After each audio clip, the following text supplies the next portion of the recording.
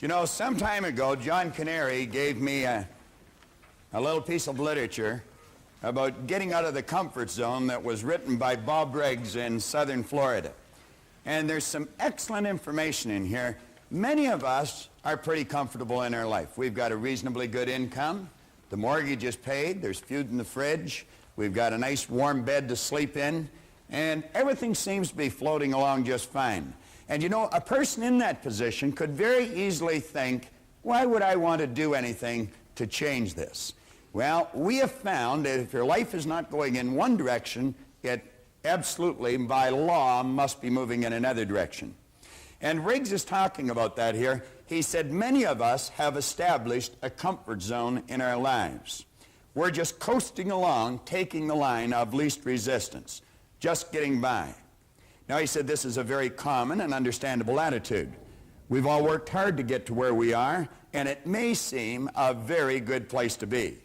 The problem with this is that once we stop reaching, stretching, seeking, and risking, we actually stop growing.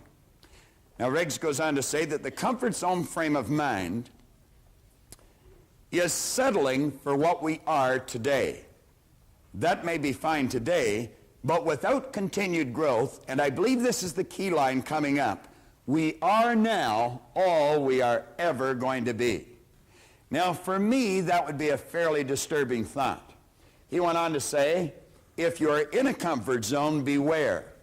The danger of a comfort zone is that it doesn't hurt, and it might even feel good.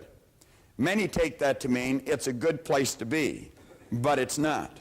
A comfort zone may be what is holding you back from real growth, real accomplishment, and your potentially exciting and rewarding future. Now, I've mentioned if we're not going in one direction, we must by law be going in another direction. You're either creating or you're disintegrating. Whenever we hear a person say, I like it just the way it is, we know that person is advertising their ignorance of a very basic law of life, because absolutely nothing stays the way it is. Now, if you